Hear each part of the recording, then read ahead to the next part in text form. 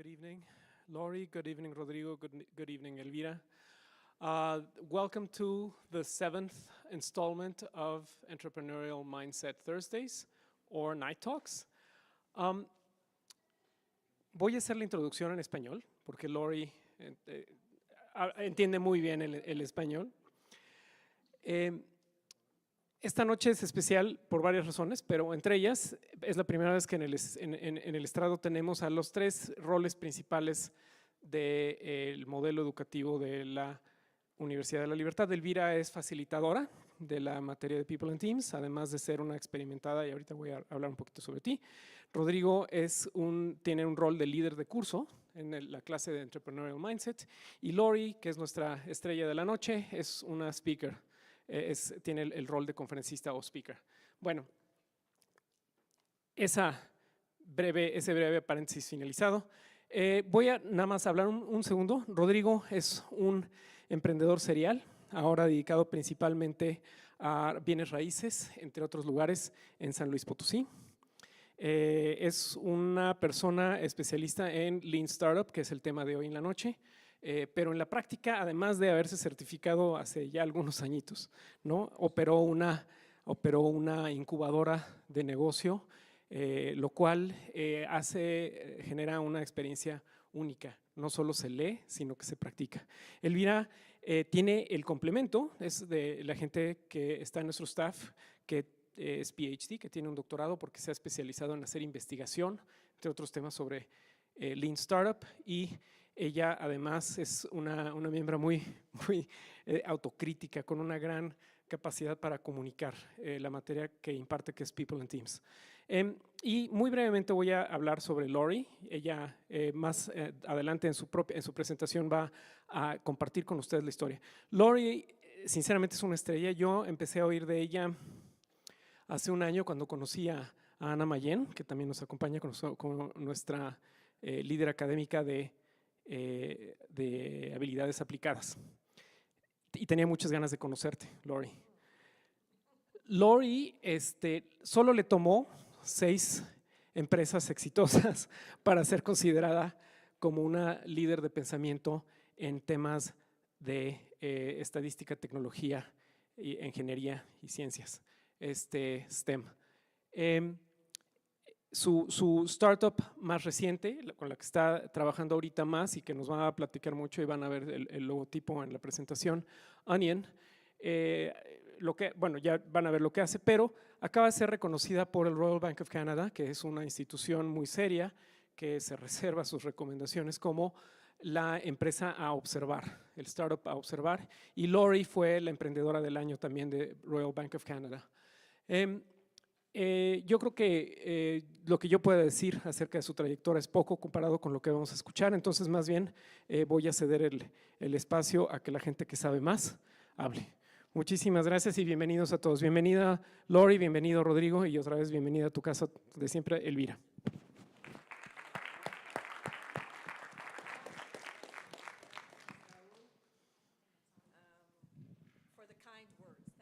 Much. Is it working? Oh, it's just working now. Okay, thank you.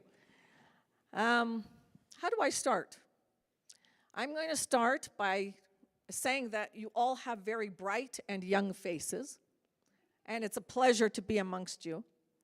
I'm going to start by saying that, yes, I have had 6 companies in my lifetime, and it has not been an easy journey. It has been a difficult journey. But it's been an extremely rewarding journey.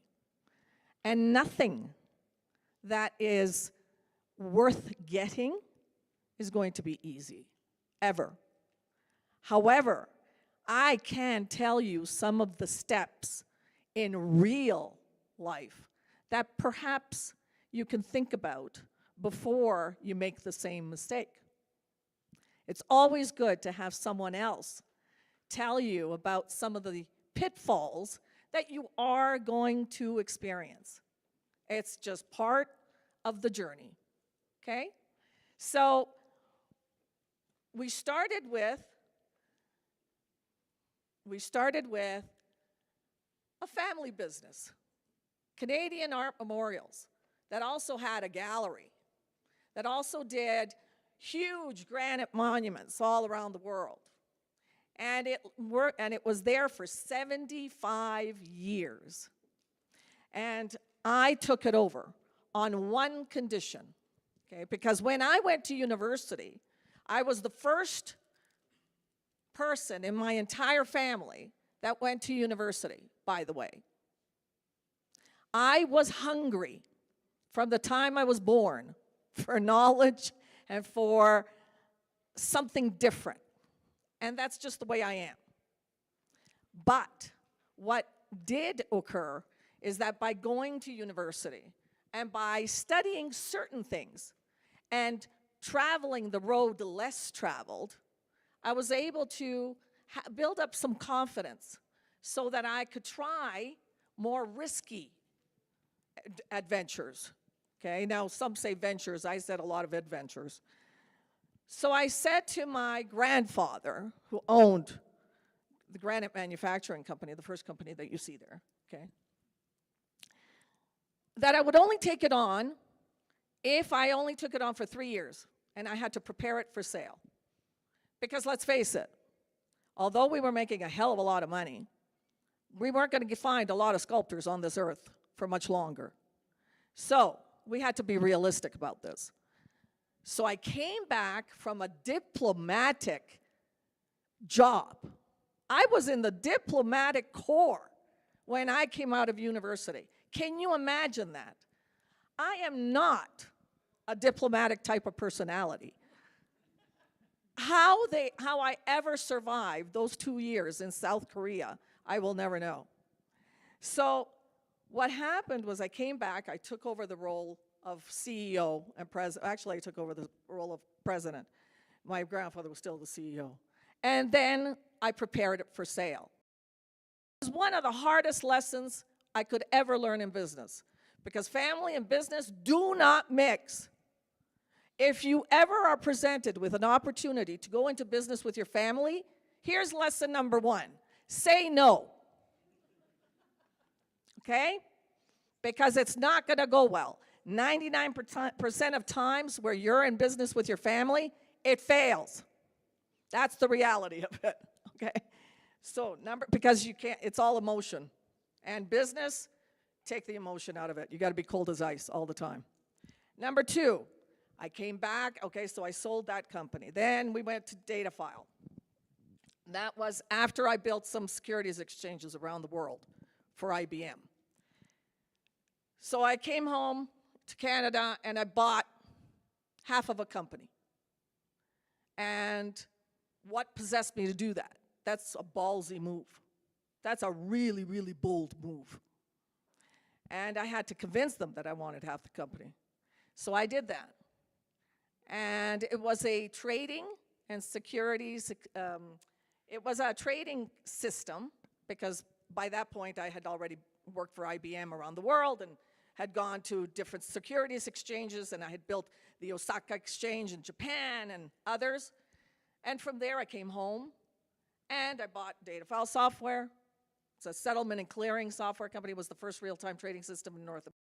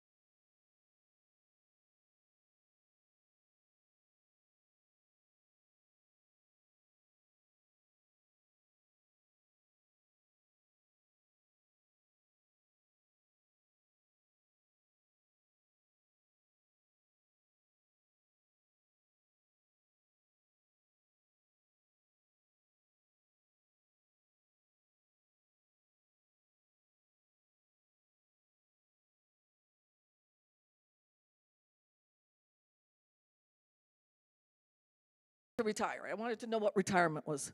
And I said, that's enough. So I started to, stay at home. I have 4 kids. I hadn't spent a lot of time with them. I raised them, but I wanted to see what it was like. I was bored as hell after about 3 months. I could not stay home.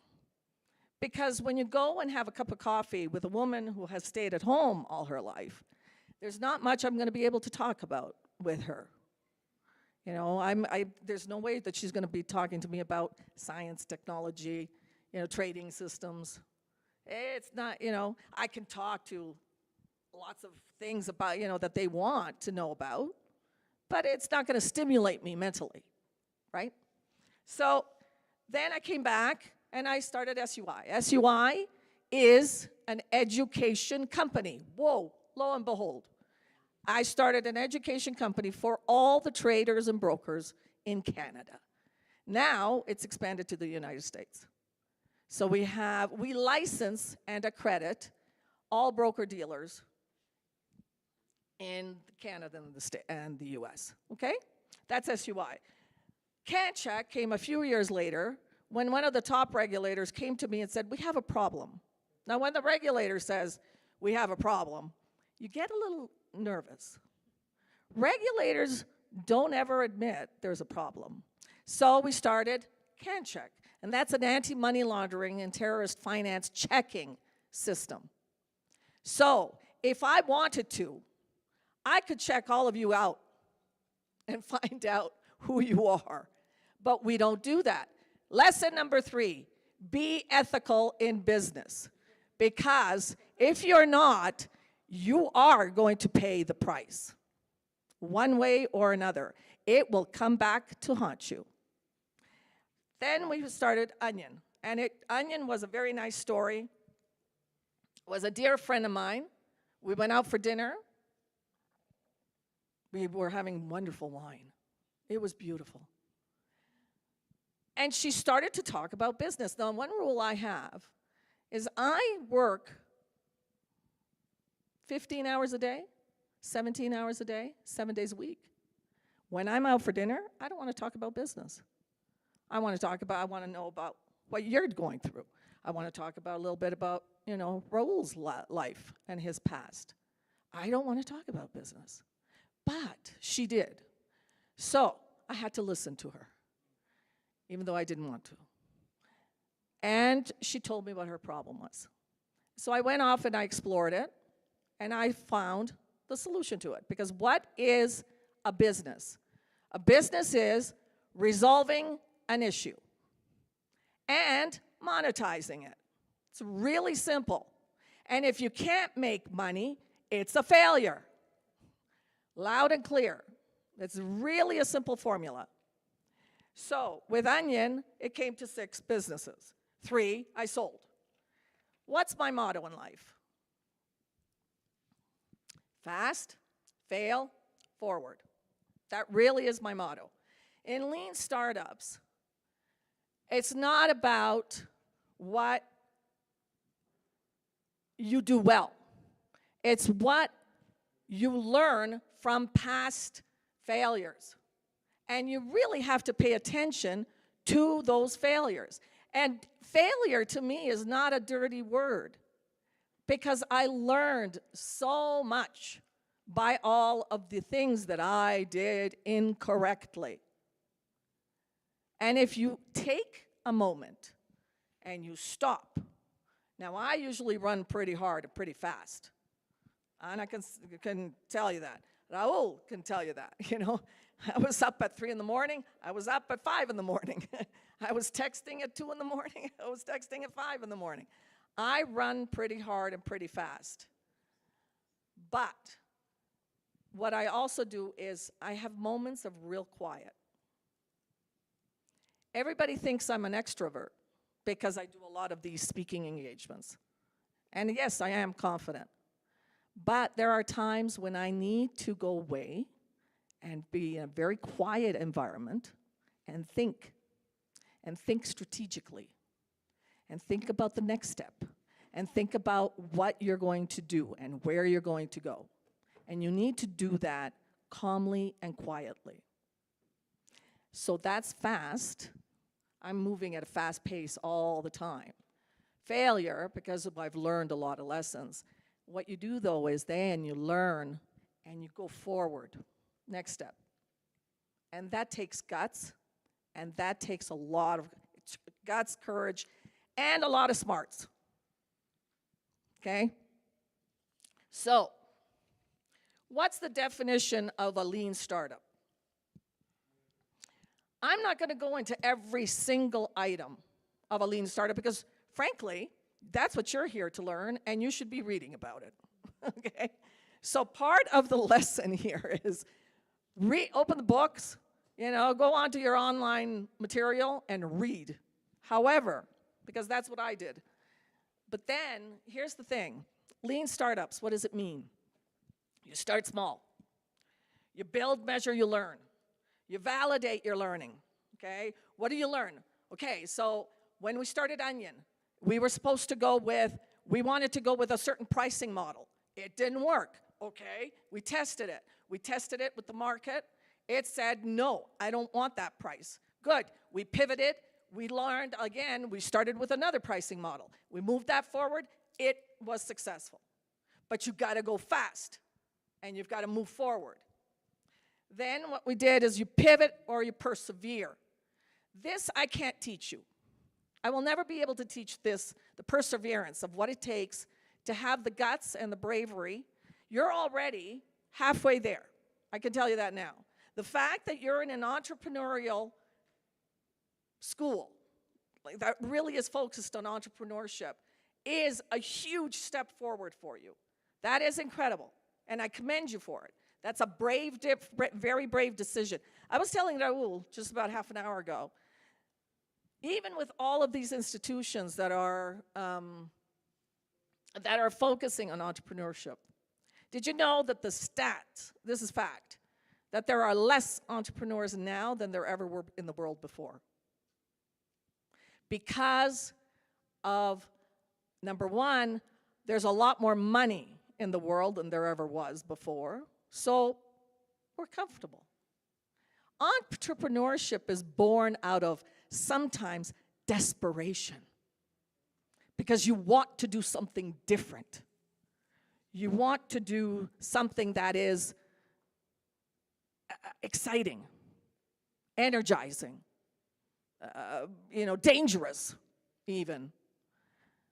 And sometimes it is dangerous, okay? But today, a lot more people are comfortable in their existence. For me, if I had been, because I was at a certain time in my life, I used to be a trader on the Toronto Stock Exchange, okay? And I was one of 2 women in the entire North America, not only Canada, but North America, that was a trader, a female trader, in the commodities market. Okay? Do you know how hard that was? Do you know the types of names I was called? Do you have any idea how many times I would have to walk by a senior member of my staff or a senior member of my executive team and the insults that I would take? And I held my head high, and I carried on. But when I made a fabulous trade and I made money for the firm, I took the glory. I didn't give it to my bosses. I made sure that they knew who was behind making money for the firm. Because I'll tell you something. Doesn't matter whether you're a woman or a man. If you make money for a company, you're golden. Okay? That's unfortunately what you're going to be defined by. So when you're starting a company, if you think that it's all about passion, it's about money. Don't be afraid of that. Don't be afraid to say it's about money, because it is.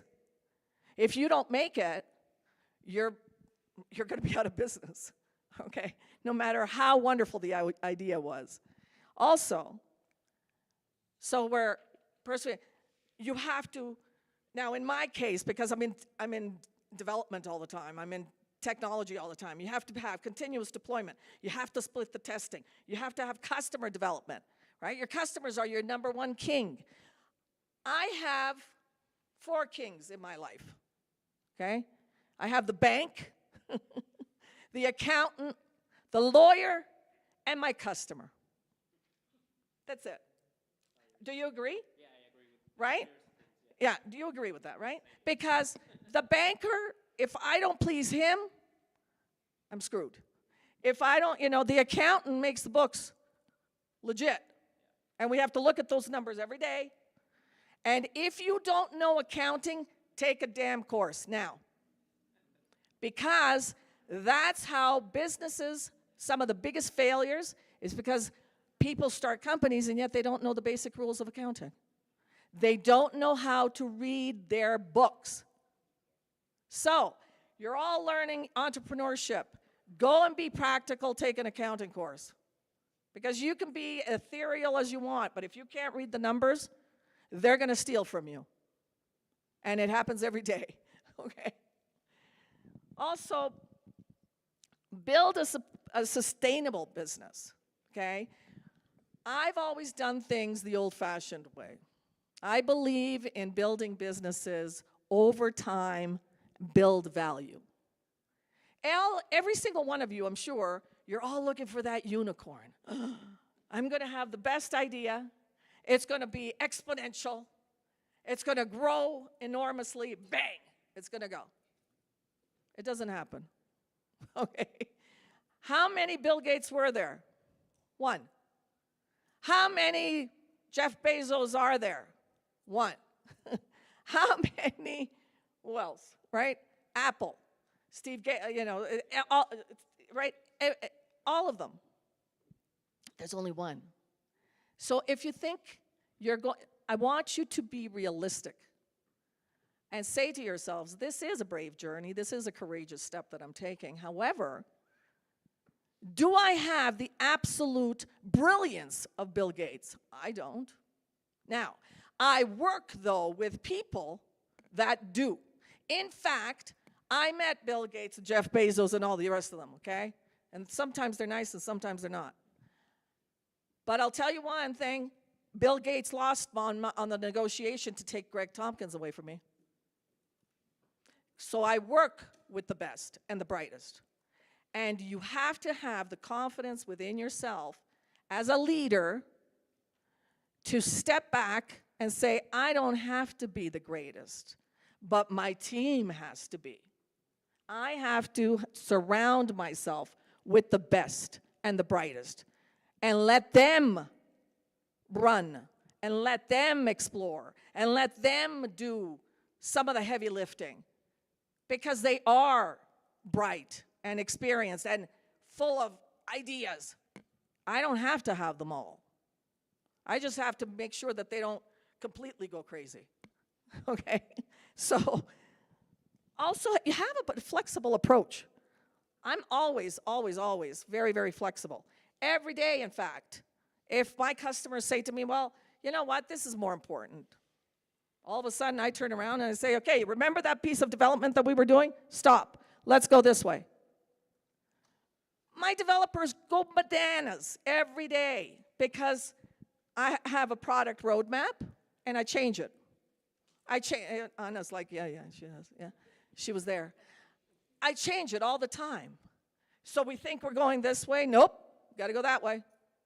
Why? Because it makes sure that you are successful. You have to listen to your customers. Okay? Now, what's the principles, the importance of a lean startup, okay? So, risk reduction. This is really, really important, right? Okay. Now, you guys know all these principles. I lived it, okay?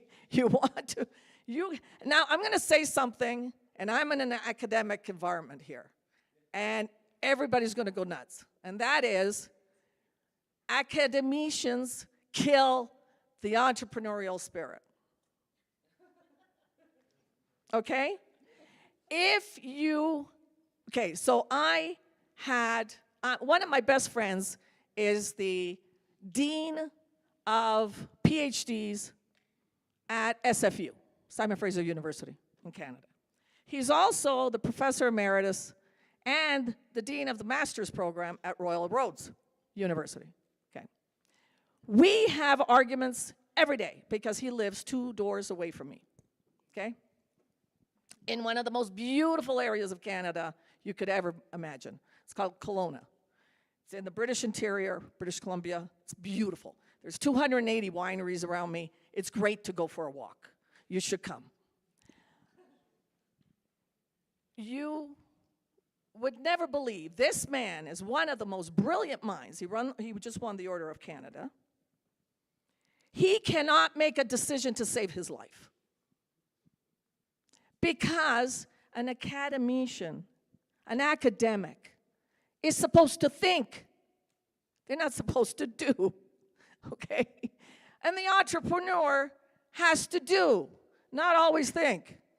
Okay, you have to be able to surround yourself with some really great minds, but you got to make decisions, and you got to move it forward. Otherwise, you die, right? So what do you have to do? You have to really reduce your risk. How do you do that? You make sure that you test your product.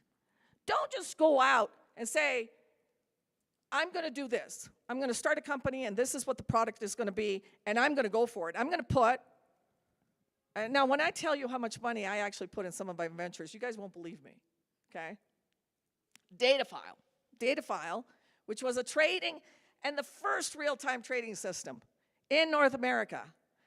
CGI tried to replicate our system in 2000 and, when was it, 2013. They got together with a bank in the US and in Canada. $900 million they had. They couldn't replicate it. It was a failure. Do you know how much we put to start that system? I think it was $100,000. $100,000. But you know what we did?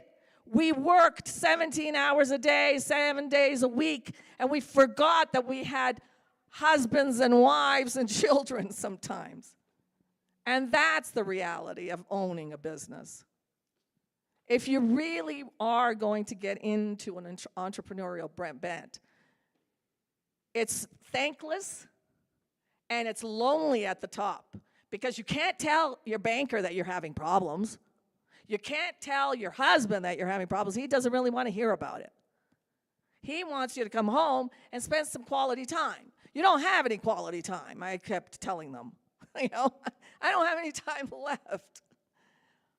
So you have to make sure that the product that you're going to be putting out there, that you've tested it on the marketplace.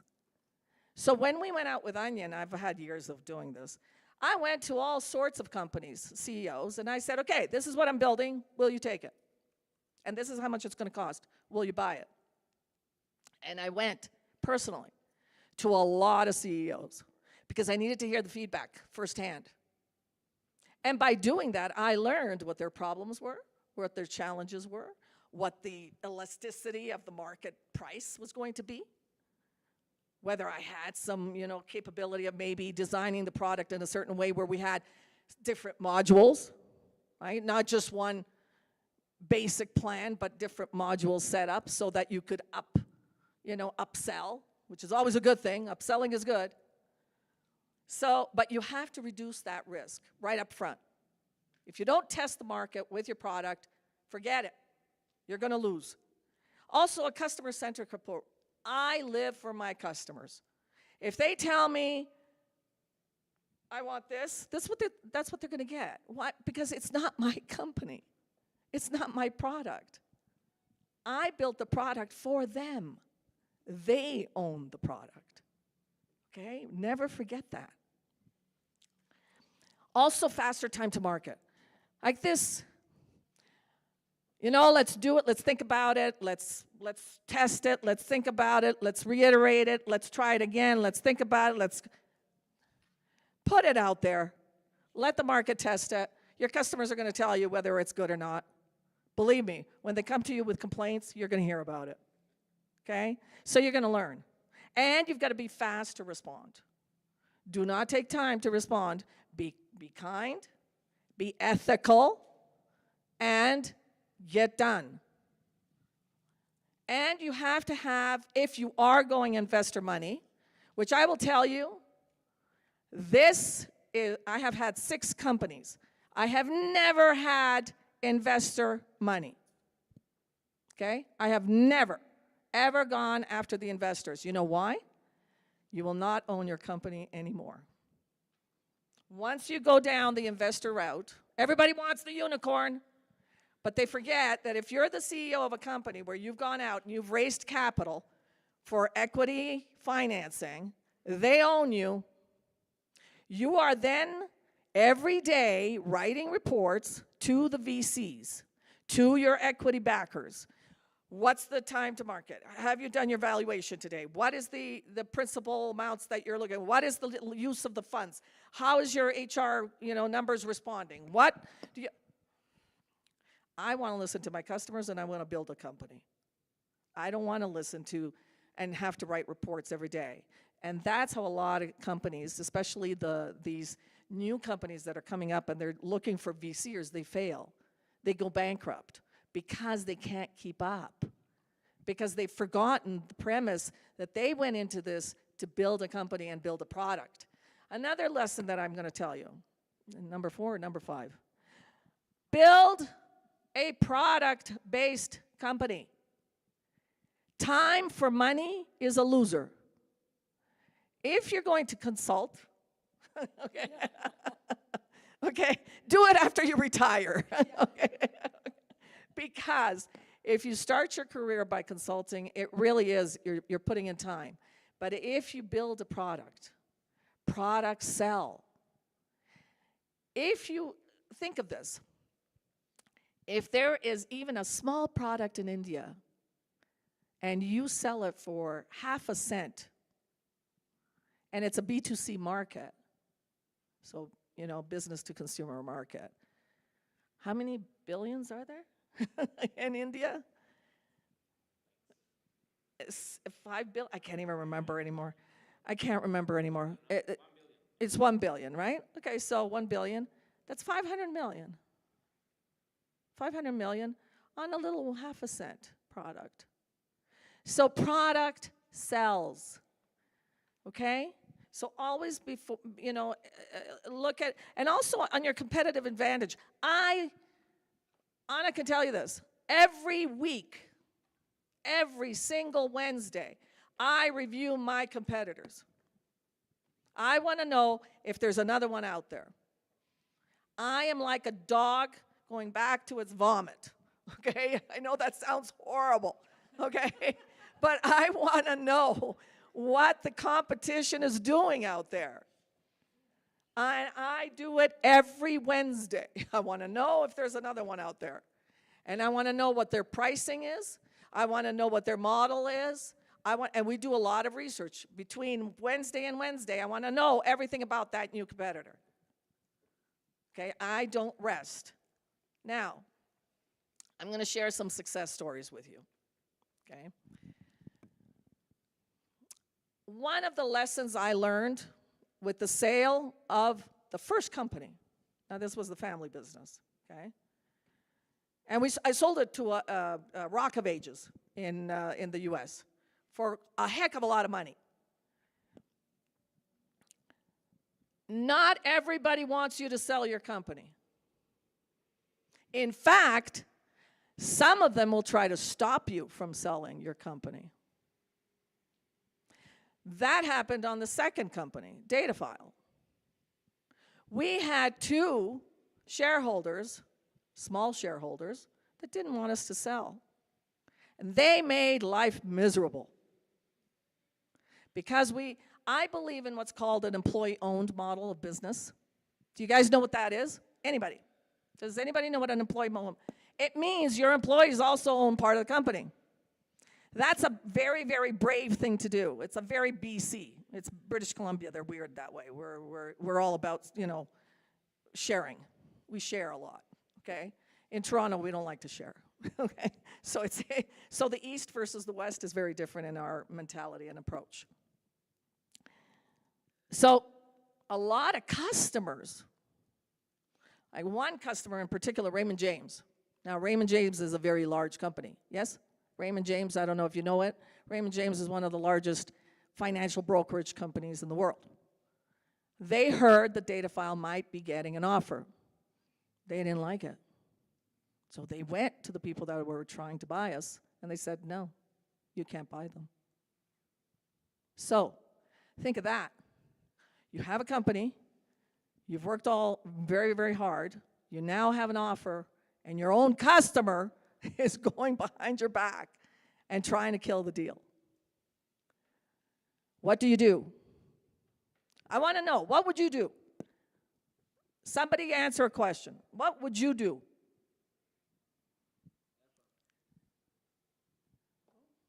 What would you, okay, so there you go. What would you do? Exactly. Because business is all about what? Fear and trust, right? Greed, actually greed and trust, right? Greed, a lot of greed, a lot of greed. But you negotiate. So we went to Raymond James, and we sat down and said, okay, what's the problem here? What is the issue? And they said, well, you guys are a great company. You've given us all customized development. We're never going to get that. You're going to go to become a large company, and we're going to get screwed. And we said, okay, how about we work into the deal that you have a certain amount of free development every year for just Raymond James. And then another company heard that, because Raymond James told the other company, you see?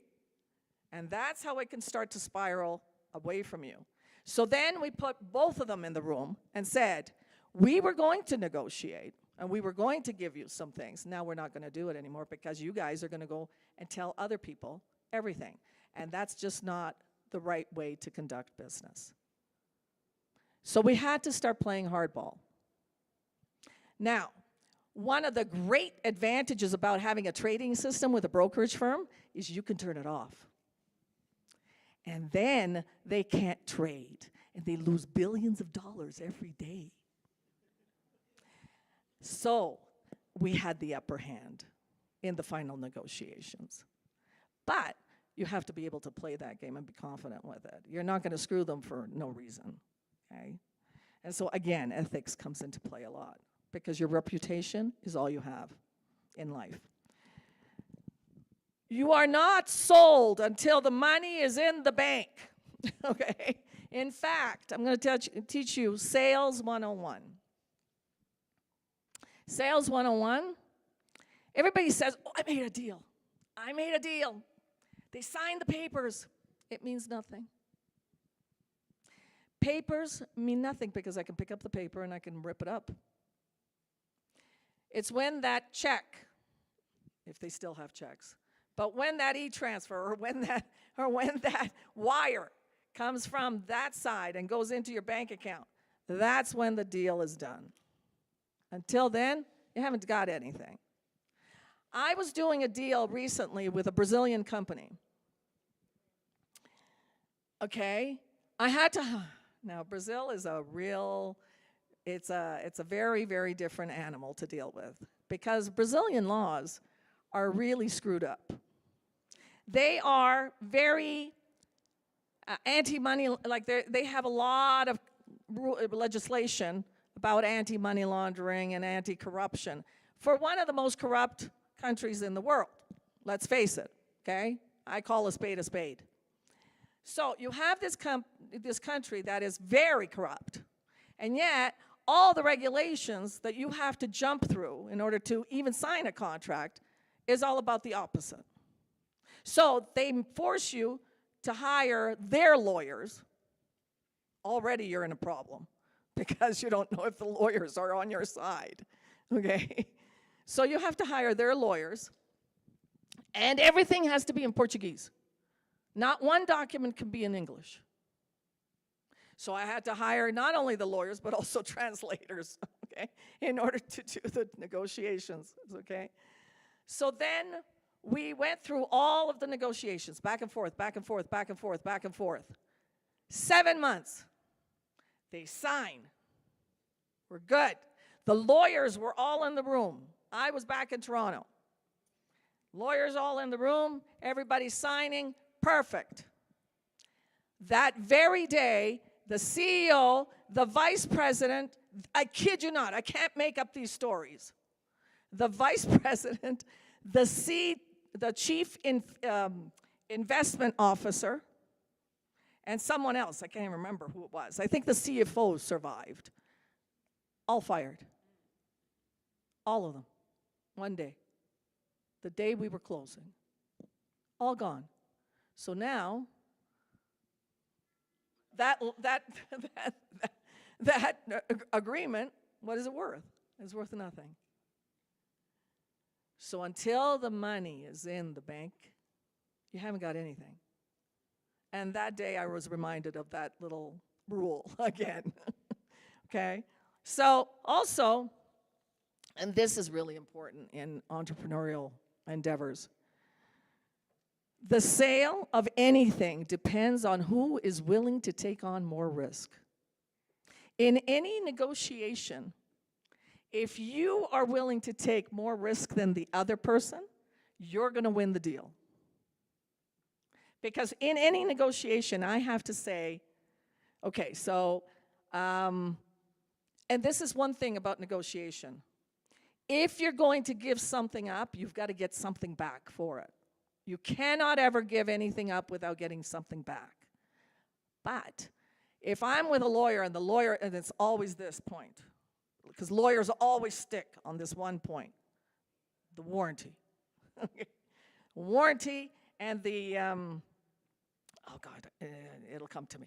There's one other clause in every contract. They always stick to these two clauses. The warranty. And so I always say to them, okay, you know what, we'll negotiate the warranty. Now, sometimes I will not budge on warranty because it's very dangerous, okay? You could lose a lot of money in proceedings if something goes wrong on warranty. But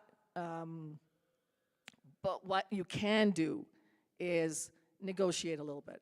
I was always a risk taker, hence, you know, my life as an entrepreneur. But what you must be is also willing to take on the risk in any negotiation, and that's when you're going to win the deal. And that's what I've learned through selling my businesses.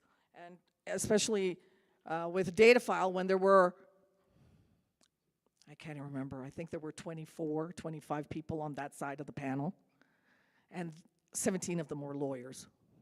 And there were maybe 4 of us on our side of the panel. And on our side of the panel, there were maybe there was 1 lawyer, 2 accountants, and me and Ian and a couple of other people. But the other side of the panel was like this, it never ended. And it went on and on and on and on and on. Now, failures and pivot points. I'm going on and on as well, so I'm going to shorten it up. Otherwise, we're going to be here all night. I'm going to give you some of my notes. Okay, I'm going to send it to Raul. See, there you go. I'm going to send it to Raul. You should have been keeping me, you know, giving me counters here. Because I can talk about lean startup forever. Okay, so here's something I want to do. I wanted to do an exercise. Page 9, go to page 9. There, okay. So I did an X and Y axis, okay, and I thought customer acquisition and scalability. Those are important to me. But I'm going to send you a list of items, and I want you to put them on the X and Y axis in the different boxes. Now, obviously, the boxes are that if you start under here, okay, if you start under here, thank you. If you start over here, this is your really, really bad stuff, okay? It's not important at all. What you want to do is you want to bring it up, okay? So this is your yield curve, okay? I always talk in capital markets speak. So it should be going this way, okay? So this is the worst and this is the best, okay? Onyen is always the best. All right, so what I want to know is where would you put these items? And that is uncertainty, resistance to change, resource constraints, lack of data, inadequate market research, overemphasis on vanity metrics, customer engagement, team dynamics, fear of failure, pivot decisions, continuous. Anyway, I'm going to send you a whole list of things. And I want you to put them on this graph. I want to see what you guys think. Because there is a scientific approach to this. I want to see if you guys figure it out. Okay? So that's one of the exercises that I want you to go through. Now, is advice. And I always struggle with this. I have mentored a lot of young people. I really have. And I take it seriously. And it's interesting because I started with one kid from the Knowledge Society. It's a very, very unique school that has some of the most brilliant minds. It scares the hell out of me. He was 13 years old when he came to me. And he was already accepted into Harvard University in the science program. And he wanted to find a cure for a particular genome anomaly that creates a cancer that can be eradicated at 13. At 13. He's now 17. He's graduated Harvard. Oh my God. I put him through Harvard. I gave him the money because he just couldn't afford it. So I put him through Harvard. In fact, I've put 21 students through university because I believe in that, okay? And not just a little bit. You know, I believe in if you're going to do something, you're going to pay it forward, then you should do something right. And I give them the entire year, like but there's conditions to it. They got to be number one in their studies. They got to do well, okay? And one of the advice that I can give you, and I tell all my mentees this, business is a serious subject. You can lose your homes, you can lose your families, you can lose your relationships. But if you maintain the right attitude and you do it with seriousness, serious intent, and you look at the numbers and you take your accounting course and you don't let anybody steal from you, and you run the business well with ethical and measured approaches, you will succeed. Maybe you won't be Bill Gates. Who cares? You've done something courageous and different, and it will be rewarding. The kind of rewarding I can't even explain to you. Because the day I sold, or we sold Datafile, because it wasn't just me, it was a whole team of us that were very successful. There were moments where I was having a hell of a time trying to stay, and here, women, I don't ever want to see anybody cry. Crying is not allowed in business. I don't care who says what to you. I don't care if the bank's killing you. I don't care if the accountant's screaming at you, your lawyer's yelling at you, your husband is yelling. No crying. No crying allowed. You know why? As soon as you cry, you lose the game. You lose your confidence, you lose your power. Run, hide, go to the bathroom. Don't ever let anybody see you cry. It's terrible. That's a real piece of advice. But maintain focus, okay? Seek out people that are smarter than you. I always have. I'm smart. I'm not smart enough in all things. I want brilliant people around me all the time. And I make sure I have them because they make me smarter. Budget wisely. Don't pay more than you have, okay? That's pretty simple.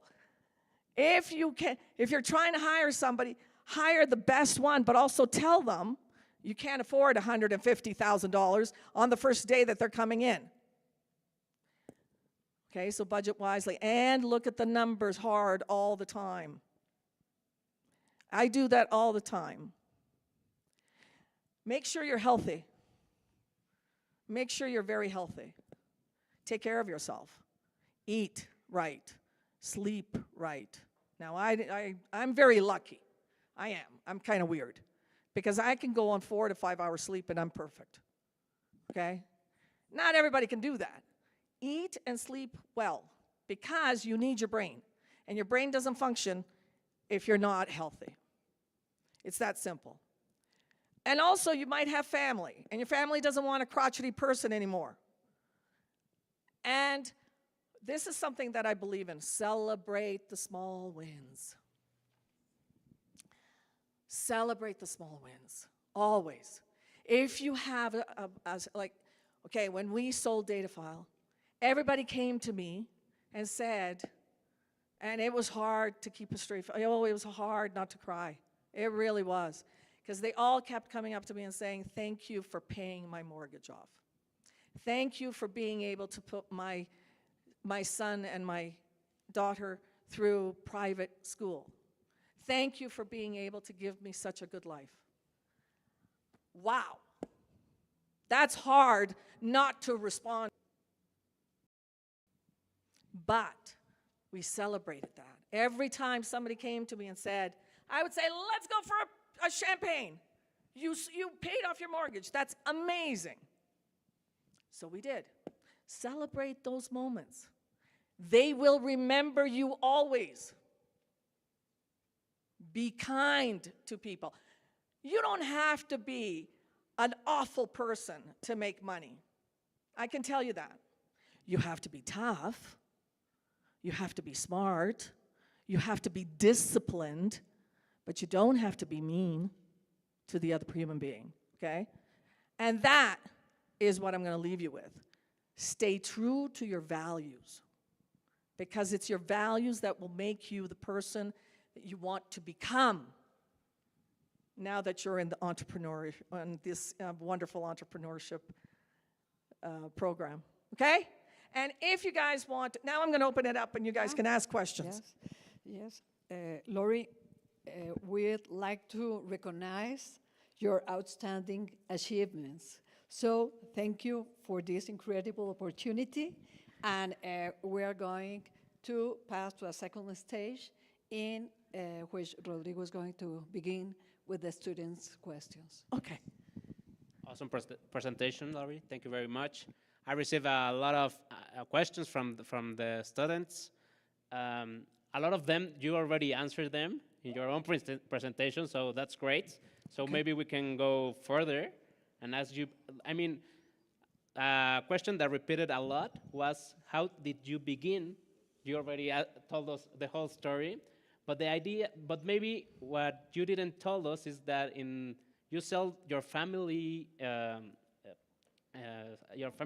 marble company, and then you buy a new half a new one. Yeah. So, how did I do that? Yeah, how did you do that, and what was the process of doing so? Okay. I came from an immigrant family. I am originally from Italy. Okay, I was born in Rome, Italy. If you're going to be born somewhere, you should be born in Rome, Italy. Okay, it's a beautiful city. So I was born of very, very, very strict parents. Very strict. In fact, my father did not want me to go to university because you're a beautiful young woman. What do you need university for? Marry a wealthy man, and he will take care of you for the rest of your life. I kid you not. I, on the other hand, skipped 3 grades when I was going to school. So I graduated high school at 15 and a half. I went to university on my own. I had to leave home in order to go. That takes guts. That's where the risky side of me began, because I wanted it so badly that I was willing to fight for it. That's not something, in fact, you don't do stuff like that. Okay, it's very dangerous to do things like that in a strict family environment. But I succeeded because I knew it was a serious endeavor. And then from there, anytime I wanted something, because I realized I was different. I realized as I went forward how different I was. Every time I wanted to work in a corporate environment, I couldn't take it. I wanted to kill everybody around me.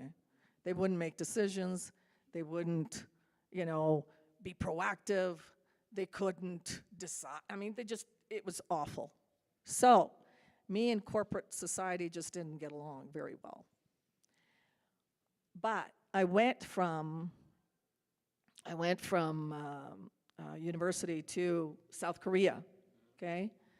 And in South Korea, I did have to learn some measured discipline because it was the diplomatic corps. And if you say the wrong thing, things really ugly happen there, murders, wars, stuff like that.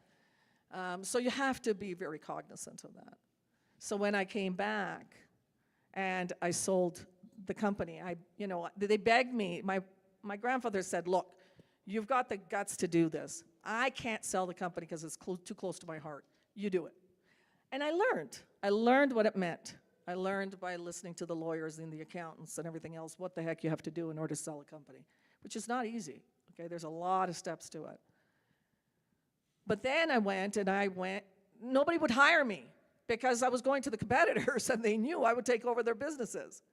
So they wouldn't hire me. So I went into capital markets. Somebody suggested, be a broker. And I said, ooh, I know what they're like. They're shysters. I have one. I don't want to be a broker. But then they said, well, you could be a trader. Oh, now that's exciting.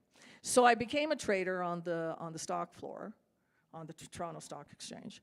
And from there, I went to IBM because from trading, I went into building systems because I didn't like the systems that they were building. And so I did that.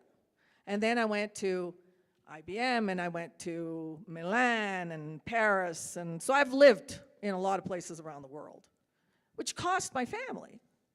Think about that. It cost my family a great deal because I was always flying around the world. I wasn't home all the time. But I learned a lot, and I was able to do a lot of things that women just didn't get the opportunity to do. And I saved money. I saved a lot of money, but also because I was building exchanges, guess what? I also had the inside track on a lot of companies that were on the exchanges that were going to be listed. So I used to invest, and I was a good trader. So I heard what was out there on the street, and I was ethical. I didn't call people up and say, here, do this. I used to just quietly invest what I could. And I built up a good portfolio. And when I came back to Canada, I bought into data file software. That's how it happened. Awesome. I mean, so because a lot of students sometimes have a difficult understanding on where to begin. Because if you don't have a family that owns a business or something, how do you can start? What's the first step to do? So trying to translate this to them is Start small. Start small, and maybe you start reading, you come to school, you figure out things that may attract you, and then after maybe some sessions, hearing people in the stage, you get some new ideas, and you start to investigate about it and become more fond to that idea, and maybe you start, well, to practice this, all these classes and everything that you are given, so you can begin to try to understand the market and then see if you can satisfy it, because a lot of people doesn't know where to start, and you have and me too. I when I began my first company was like for a chance. Exactly. It's not sometimes you are not like looking for something, but or sometimes while you're doing something, the opportunity presents itself. Exactly. But you have to listen, and you have to be open to that opportunity. And you've got to be a risk taker. Not everyone is cut out for entrepreneurship. You will all be here, and you're in the entrepreneurial program, and that's excellent, and you're brave to do so. But not all of you are going to go into entrepreneurial endeavors. That's a fact. Because it takes a lot of guts to stay in a company that, you know, every day you have no idea whether it's going to go or not. It's a lot of stress, okay? Well, what's another question? Well, another question regarding that is how you manage to maintain like your work life And your, and your personal life, which is pretty difficult. okay, what did I tell you on a long time ago? Forget this nonsense about balance in life. Yeah. There is no balance in life, okay? This is just absolute nonsense. You know the woman that wrote the book, Lean In? I wanted to lean in and kill her. Because she had, what she didn't write, is that she was making $4 million a year in her job, at least, but that's base without the bonus. And she had 2 nannies. Not 1, 2. So of course she could lean in. Everybody else was helping her. So I can't read that at all, okay?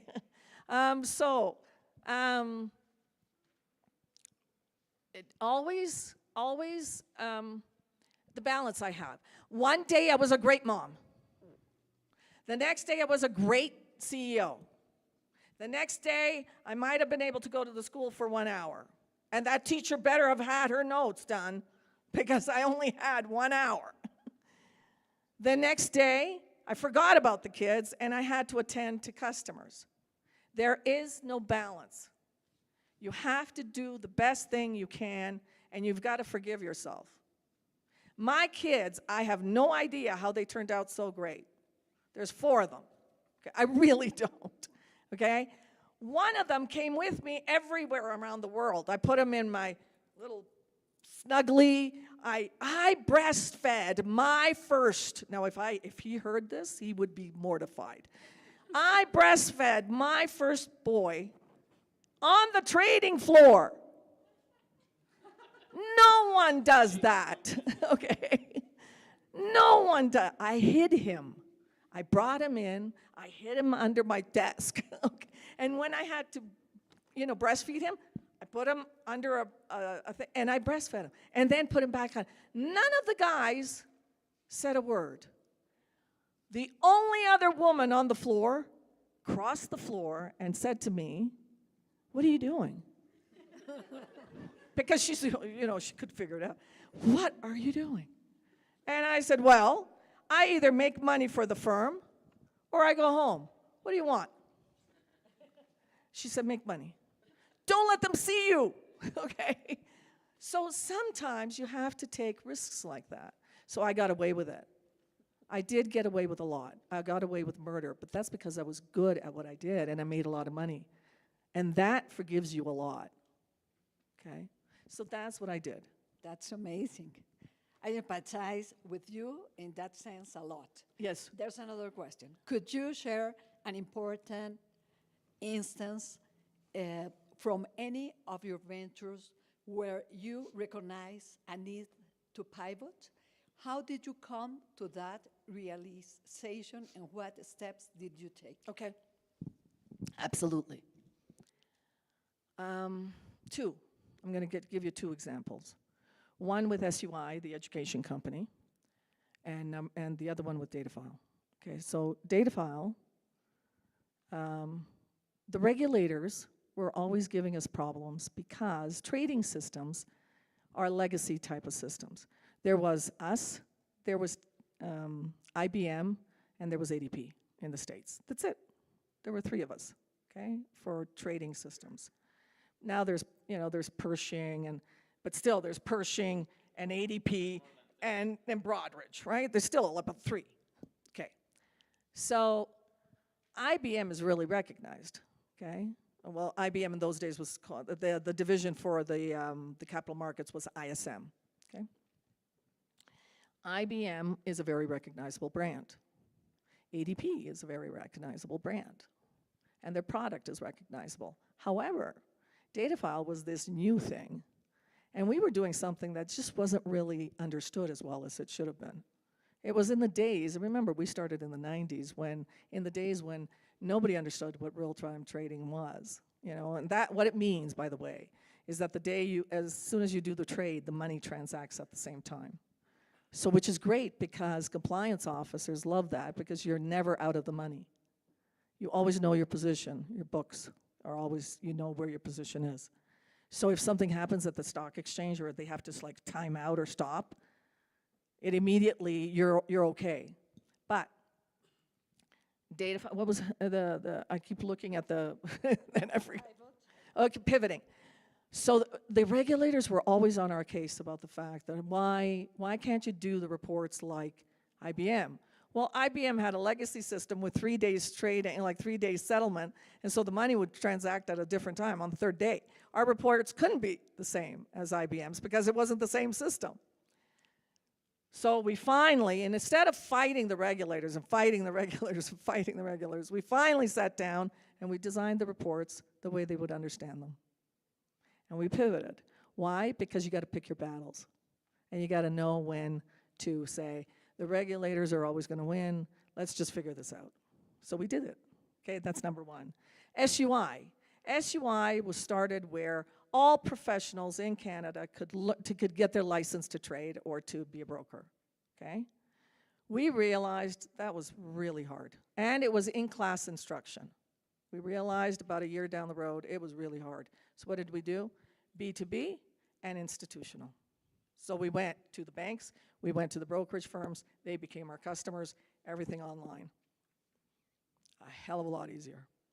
And so you have to be open to those types of changes. And you have to listen to the market. And forget about your ego, because it doesn't matter. Because if you're not going to succeed, your ego's not going to really be satisfied anyway, right?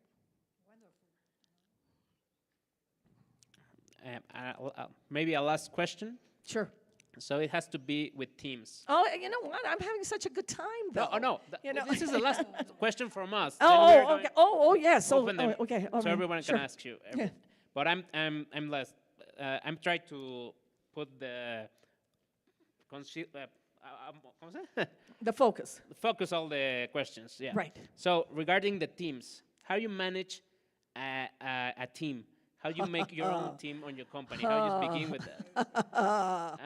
And all the problems that you may face. You know what? Doing that. I hate, if I could have a business with no people in it, I would. Okay?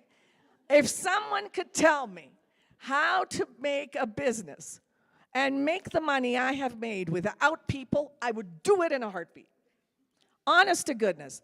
The number one headache that you will have in business is your staff, okay? Because, okay, so I tell my staff when I hire them now, because, you know, I've done this too many times. When I hire them, the first thing I say to them, I'm not your mother. I'm not your psychologist. I'm not your medical advisor. I'm not any of those things. I'm your boss. You come to work, I pay you. That's all I owe you. That's all I owe you is your pay. You owe me loyalty and commitment. I owe you that back plus a pay. That's it. I don't want to hear that your kids have got this and that and the other. I've got 4 of my own. Okay? I don't want to hear about the problems of other people's kids too. So, how to manage teams. Be frank when you're hiring them. Be honest about what your expectations are. But I'm going to tell you something really awful. And this is, I do this. Be fast to hire, but faster to fire. If you know, and I'll tell you why, okay? If you, especially in a startup, in a lean startup, if you hire somebody that's wrong for your business, they're gonna sabotage your business. They are gonna be saboteurs. Saboteurs are the worst people that you can have in your company. They will destroy the morale of the team. They will do things on purpose to affect the team outcome. They will hurt your company. Get rid of them. Get rid of them, because you're cutting out the cancer. Do not let that negativity infest your company, and it is an infestation. So it sounds rough, but you got to take care of business. You got to take care of your company, and what you're doing is you're saving the other team members from this negativity that's existing. So hire good people, but as soon as you see that one is really not working out, get rid of them. Get rid of them fast, and don't feel bad. because it wasn't the right fit. It's not like you did anything wrong or they did anything. It just doesn't work. And if it doesn't work, cut it. If you let them go on and on and on, you're actually hurting them, you, and the business. So don't do that. Okay. Toxic relationship. Yeah. Yeah. From the beginning, to select the correct team, no? Yeah. Oh, it's To improve vital. in that sense. It's vital. And no matter how many times you hire someone, sometimes they surprise you.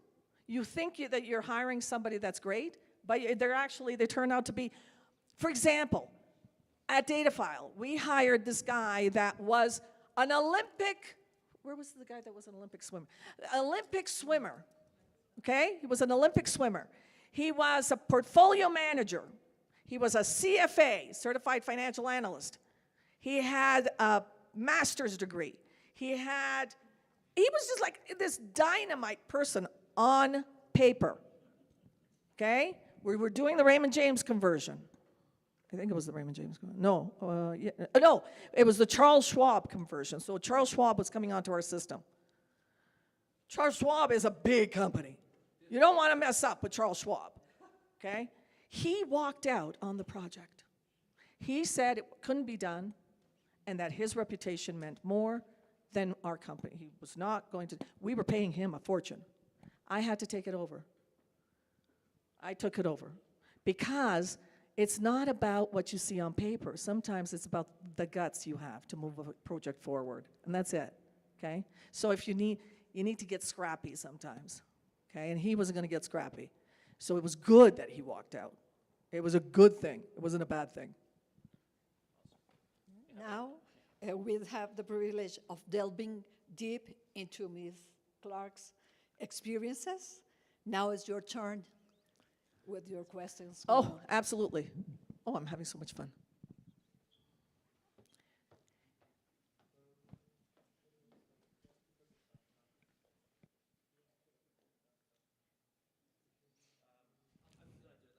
Absolutely. Ya está prendido, pero. Okay, there we go. First of all, I want to say it's been a delight listening to you. It's very different to what we have had until now, and it's amazing. I have to get my kids to actually believe that people say that. Because they're tired of listening to me. You can record me if you want. And my question has to do with when I first started university here, I was focused on the family business. I just want to learn how to do small things. We have a good thing going, but it's not that big. Okay. But now I'm hungry. Yes. Because I have been receiving a lot of information and I just want something bigger. The thing is, I'm young, and with Yes. hunger comes a lot of frustration. Yes. But you were here And first. also a lot of failures. Exactly. That's okay. Yeah. So what was the point in your life when you dealt with the frustration? What was the turning point that allowed that younger self to, just go for it? Because I am a bit lost here. I know what I want, but I don't know how to get When it. I was selling the family business, it was a really tough time. It was really awful. I'm not going to kid about it, okay? I mean, if I were to discuss all of the things that I went through with all of the companies, we'd be here all day and all night and all day and all night. In the family business, it was hell. Selling that business was hell, okay?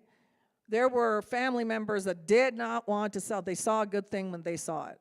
And they were reaping a lot of rewards, right? Money was coming in all the time. It was 75 years in the making. It was a wonderful business. We had an awesome reputation. So a lot of the family members didn't want to sell it.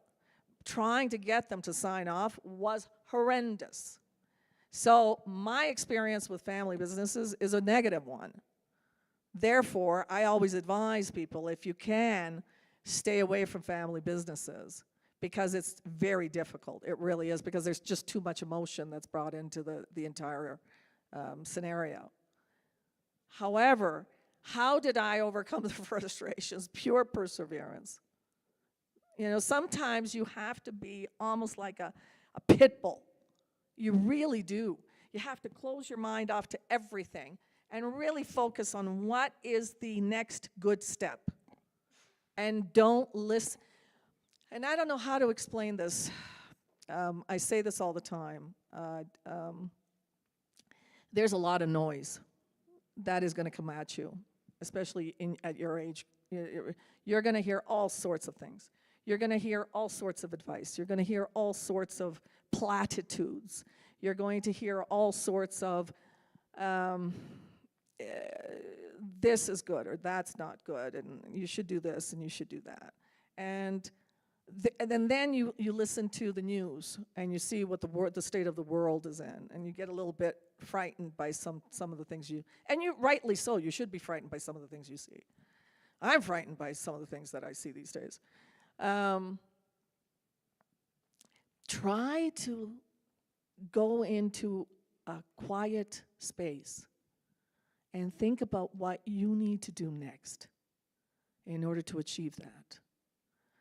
And do give yourself that time. Do give yourself, I still do that. I still go into quiet times and quiet spaces. And I need that. I need to focus on that, because otherwise it's so hard, because it's you know, especially now at my age, time runs faster. Things are moving fast. You know, I'm on boards. My kids have grown up. They want to do certain things. One of my kids is getting married. They'd like me to be at the wedding, you know. but you know, especially since I'm paying for it. So, you know, but you have to have that time of quietness. So take your moment and don't let the noise distract you and overpower you. Thank you very much. Hi, I'm Max, and Oh, hi, Max. Hi. Hello, Max. you said that we should start small, right? Mm-hmm. But if the break-even of the business is like high, it needs to be high volume to have a profit. And you said we have to make money, right? Absolutely. What we should have, like, what we should do, take the risk, change the business model? No, you have to. Okay. So when you're starting a business, what did I say? You do your markets research. Okay, you have to do your market research. Okay, that's the number one thing. You should not go out in any kind of a product-oriented endeavor. I'm talking about product-oriented endeavors, okay? Without understanding your market and without understanding how much money your product has to sell for in order to be able to get that break-even point, okay? So your first year of business, you're not going to make any money. Onyen made money. I kept telling everybody, this is the weirdest experience of my life. The first year of business, we made money. That doesn't happen. The second year of business, we made more money. That doesn't happen. The third year of business, we broke even. That doesn't happen. In a technology startup, you don't see money until the fifth year. Okay?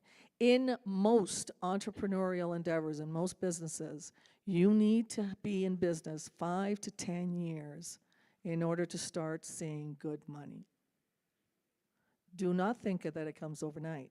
So what you have to do is you have to have money behind you, a little bit of money that you've saved, so that you can go and do this venture. And if you don't have all the money, do what I do. And what did I do? I said, I can't pay you $150,000, but I can give you some shares of the company if you work for me for that amount. So I did that. And so now, because I have a lot of the same team members as Datafile, and we had the same model, employee ownership, they will risk a sweat equity for the return on the investment later down the road. And if you have smart people, they will do it.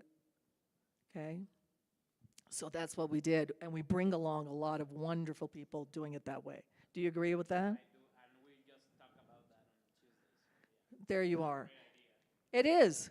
And a lot of people don't do it because they have a lot of people don't do it because they're scared of losing control of their companies. They don't want to, they don't want to give away shares. Onyen, I only own 33%. personally, okay? Now, CanCheck, the other company, developed all of the, we did the prototype of the development, right? So we put in the startup money. So CanCheck owns a little bit more, okay? So that between CanCheck and me, we own the majority shares, okay? But I have other shareholders that put in money because they believed in me. And that's why I say it has to be about trust, and it has to be about ethics. Because if I had burned all my bridges before with other deals, people wouldn't put money into the business. And it's not a lot of money, but what they feel is unbelievable because they think, I've never been given an opportunity to participate at the beginning of a company that's doing well. And I'm really tight on budget. If I say to you, you're coming in, I'm sorry, you're not gonna make the $150 million or $150,000 a year, screw it. You're gonna come in, I'm gonna pay you maybe $30,000 a year. I swear to God. I'm not kidding around about this stuff because I'm giving them shares. And on the upside of that is, you're gonna be making a heck of a lot of money down the road. So trust in me because I'm gonna get you there. Together, we will get there. But you gotta trust me, right? So that's what you can do. You've got to, and also look at the numbers hard all the time. And if you can't pay somebody a lot, don't. You should not be taking a pay either. I don't take a pay. At Onyen, I can check too. I don't take a pay. Why? Okay, I can't, I don't have to because I'm, thank God for the 3 sales of the other businesses, I'm okay. Okay, but I believe in that. If you're an entrepreneur, you have to realize where the money should be spent. And the money should be spent on the most important parts of your business. That's the customer development, if it's a technology company, or developing the product in some way. That's where your money should go. Or if you know that you have one employee you cannot lose, for God's sakes, pay them. Don't miss a payroll period, ever. That's another thing. They don't forgive you, okay? Pay your staff. Don't pay them a lot because you have to keep a budget, especially in the beginning. Then when the money starts coming in, and you have to close deals, you have to sell, sell, sell. You should never be a CEO if you can't sell. If you can't sell your product, step down. Get somebody that can. That's the person that should be the CEO. Hi. I'm sorry. Oh, hi. Hi. I'm glad to see you. So I saw that when they questioned to you that how do you work with teams, you came like, I don't want to work with teams. And I will tell you something. Yes. Sometimes it's really difficult for me. Yes. When I don't like people and I only don't connect, Yes. I usually came out and it's difficult, it's kind of difficult. And I Yes. see that maybe we have that In common? Yeah. So I want to know. But you know what you have to do? Go to charm school. Okay. Okay, you know why? Because I can be as charming as all get out so that people think I like them. If I wasn't charming, I would never be able to sell. So as a good salesperson, you have to sell yourself as well. So it's not, go ahead, finish the question. Oh yeah, it's because I'm a person that is really talk to everybody and See? I'm kind of happy and I like everybody. There you go. But I don't tell to the people, I don't like you. Well, I don't But think it's you should. easy to see that I don't like people. Do you display it? I don't want to be like that. I want to know how to work with the people I don't want to work. Well, you know what you do is if you really are having a problem with a particular person, first of all, try and figure out what it is about that person that you're having a problem with. Okay, try and figure that out objectively. Do a little exercise where you identify perhaps different value structures, or that person is not an easy person to talk to, or whatever it may be. and then find ways, objective ways to deal with that. Because those are kind of, it's not obstacles, because there's two things in sales, okay? Two things in sales that you have to learn. One is overcoming challenges, and number two is overcoming obstacles. If you're selling something, a product to anyone, if you say to me, well, I don't have enough money, that you can overcome. It's easy. That's an easy thing to overcome. All right, you know what we'll do? We'll do it on timely payments. You give me a little bit today, and then we'll do a little bit tomorrow, and then we'll do a little bit in 3 months, and because then they'll listen to you. So there's always a way to get around that. But if there's an obstacle is, I'm going to be moving. I can't sell, you know, you can't sell me the air conditioner because I'm going to be moving to Australia. That's an obstacle. You're not going to be able to sell that product to them. Okay? So you have to learn the difference between an obstacle and a challenge. You can always overcome a challenge. And you are charming. You told me that. Okay? And you talk and you laugh with everyone. So that's a challenge. You can overcome it. If it was an obstacle where, I don't know, you absolutely hated the person and couldn't, and you wanted to hit them, I can't help you. Okay. Okay. And believe me, I've been there, and I've had to overcome that. Okay. Yes. Oh my God, these lights are killing me. Okay, go ahead. Hi, I think you are pretty quite impressive, but my question is about, you say you spend 17 hours a week every day. A day, sorry, every day, and I want to know, you really think life is all about business and work? Okay, so let me qualify that, okay? Right now, to me, I'm having a wonderful time, right? I'm here. I flew, yesterday was a very stressful day. A very, very stressful day, okay? We started the day at a very early time. Actually, we started the day the night before. Anyway, it was a very stressful day. But I got here, okay? I don't know how I got here, but I got here. I got here, and I worked all day. So this morning, okay, so I got here at, I can't remember what time. I went to bed at 1 o'clock, right? At 1 o'clock in the morning. Then I had some things. I had to look at my emails to see that everything was okay. Then I went to bed. I woke up at about 5 o'clock this morning because you texted me. And, and so that was 5 o'clock in the morning. And then, of course, I'm up, okay? So I got up, and I had a meeting with the stock exchange here, okay, at 9 a.m. And the traffic in Mexico is crazy, okay? And so I left at 8:15. I should have left at 8. But anyway, it was 9:09. But by the time I got into the stock exchange, thank God they were very kind. Had the meeting. It was a 2-hour solid focused meeting, okay? And when you're talking to these guys, because now that's my world. I understand these guys like nobody does. That's my world. So I can talk to them easily. And I understand their numbers and their figures and everything else. I had a great meeting, but it was intense. It was very focused. Then I went back to the hotel where I put in another few hours of work because I had customers that not customers, but prospects that they want me to do proposals for. So I have to do that. Then a couple of my kids called. And when they call, I stop everything. I do. I stop everything, and I went and I had a cup of coffee, and I was chatting with them, see how they are. Then I came here. Am I working? Or am I having, or is this part of life? So what I do is that I incorporate some things. For example, I sail. I love sailing. I have a beautiful sailboat, okay? Oh, it's a sailboat.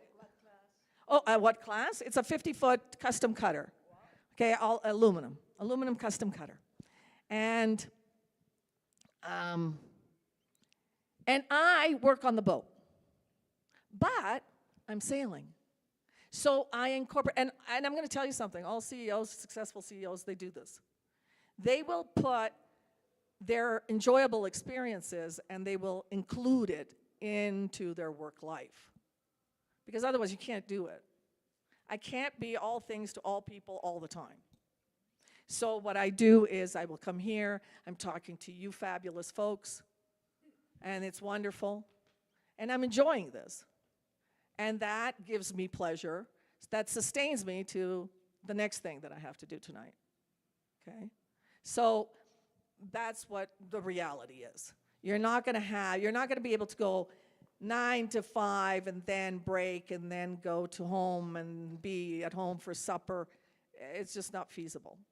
Okay, not when you have a business. It just doesn't happen. And if you do want that, there's nothing wrong with that. You should look for a job that gives you that satisfaction in life. Okay, so I'm not here to say that being an entrepreneur is the be-all and the end-all, because it's not. It's a lot of sacrifices that have to be made. But the reward is exponential.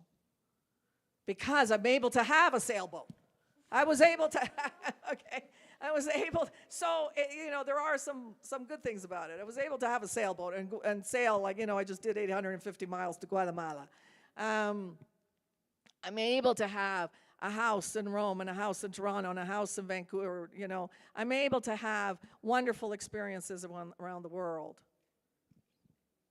Okay, but I'm able to help young people, right? I put 21 students through university. Do you know how satisfying that makes me feel? That's unbelievable to me. That's an incredible feat. Those are the things that I rarely talk about, but that's what comes from working so hard. And my kids, I think what saved them was the fact that they saw me being honest. I was always honest with them. If I couldn't attend a particular play, I would say it's because Mom really does have to work. And I would take them to the office. I would take them to the Toronto Stock Exchange. They've all been there. They hate it. That's why none of them, it's funny, none of them want to own their own businesses. Because they said, you and Dad worked too hard. We saw how hard you worked. And yet we're both, their father and me, are very, very, very successful. Okay? But there is a cost. And all four decided, nope, One is the vice president of a software firm, and he's doing extremely well. He went to law school. Another one is a science major, and it's the girl. There's 3 boys and a girl. And she's in science, and then the other 2 are, one is a mechanical, or a marine engineer, and the other one is trying to decide. Okay, the youngest one is still trying to decide. So we're waiting for this revolution or resolution, and this amazing, the clouds are going to part, and somehow he's going to decide. We'll wait. Any other questions? I think our time's up. Okay.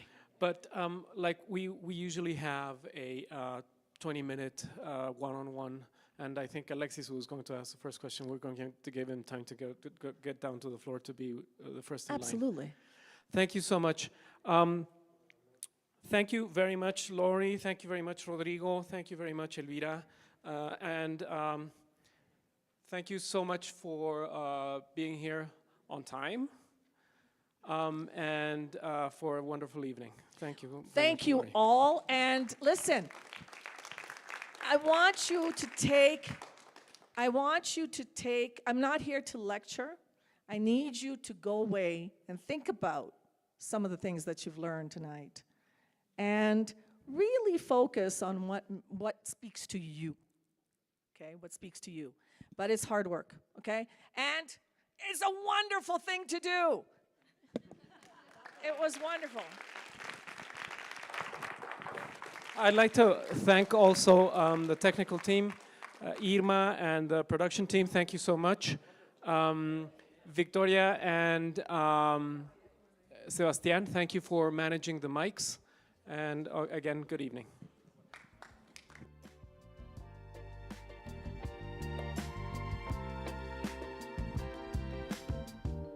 As I roamed across across this land and felt the pulse of every heart of every man. I sang some songs to heal some souls. Looking back, it felt so very long ago. Folks overtaken by